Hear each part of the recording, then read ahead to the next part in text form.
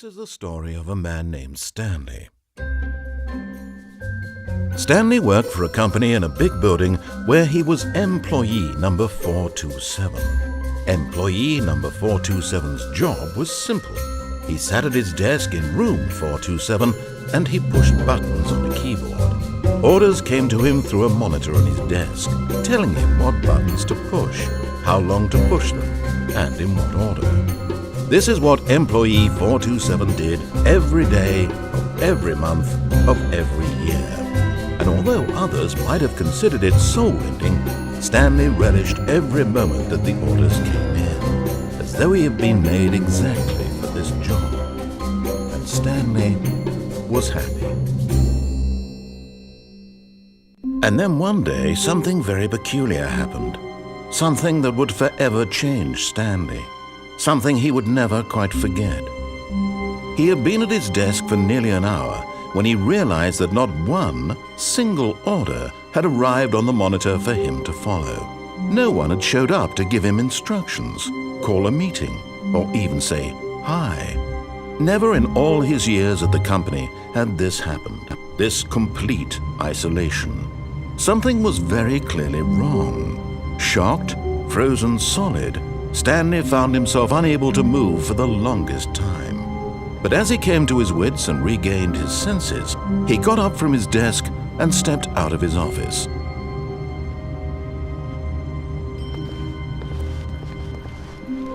All of his co-workers were gone. What could it mean? Stanley decided to go to the meeting room. Perhaps he had simply missed a memo.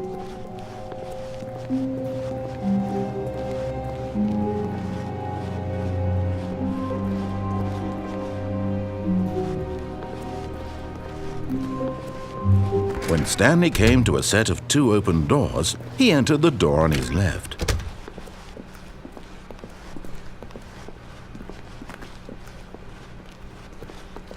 Yet there was not a single person here either. Feeling a wave of disbelief, Stanley decided to go up to his boss's office, hoping he might find an answer there. Coming to a staircase, Stanley walked upstairs to his boss's office.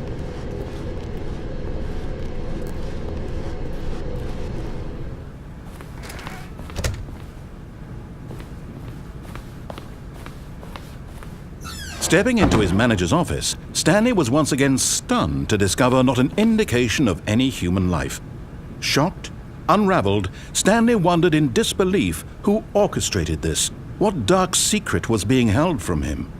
What he could not have known was that the keypad behind the boss's desk guarded the terrible truth that his boss had been keeping from him, and so the boss had assigned it an extra secret PIN number, 2845. But of course, Stanley couldn't possibly have known this. Yet incredibly, by simply pushing random buttons on the keypad, Stanley happened to input the correct code by sheer luck. Amazing. He stepped into the newly opened passageway.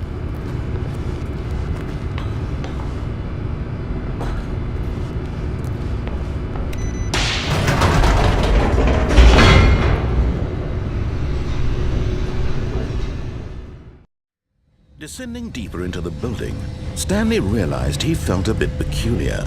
It was a stirring of emotion in his chest, as though he felt more free to think for himself, to question the nature of his job.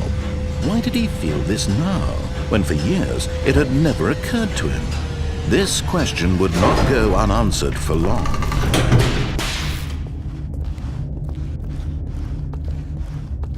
Stanley walked straight ahead through the large door that read Mind Control Facility.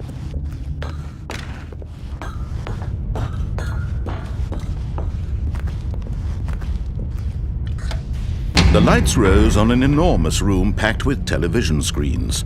What horrible secret did this place hold? Stanley thought to himself. Did he have the strength to find out?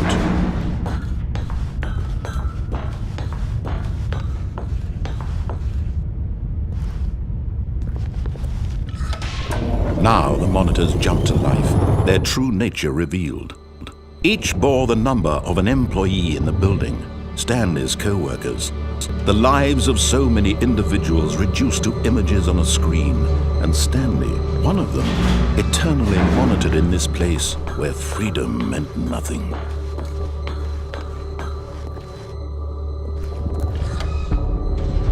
This mind control facility, it was too horrible to believe. It couldn't be true.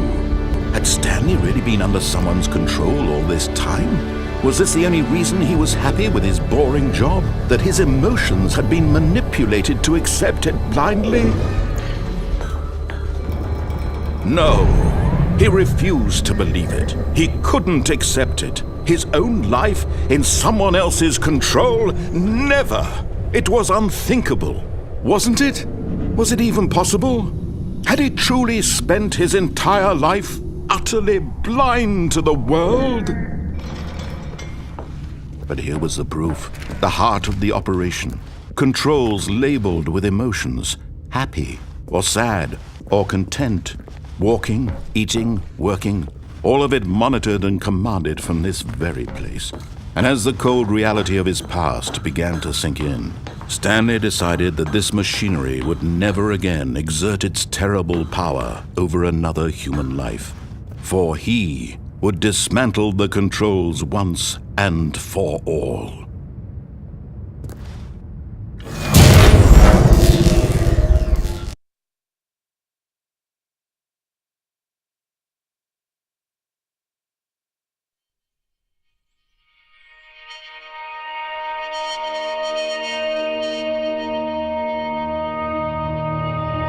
Blackness and a rising chill of uncertainty.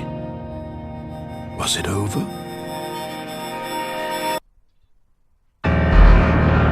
Yes! He had won! He had defeated the machine, unshackled himself from someone else's command. Freedom was mere moments away. And yet, even as the immense door slowly opened, Stanley reflected on how many puzzles still lay unsolved. Where had his co-workers gone? How had he been freed from the machine's grasp? What other mysteries did this strange building hold? But as sunlight streamed into the chamber, he realized none of this mattered to him, for it was not knowledge or even power that he had been seeking, but happiness. Perhaps his goal had not been to understand, but to let go. No longer would anyone tell him where to go, what to do, or how to feel. Whatever life he lives, it will be his. And that was all he needed to know. It was perhaps the only thing worth knowing. Stanley stepped through the open door. Stanley felt the cool breeze upon his skin, the feeling of liberation, the immense possibility of the new path before him. This was exactly the way, right now, that things were meant to happen. And Stanley was happy.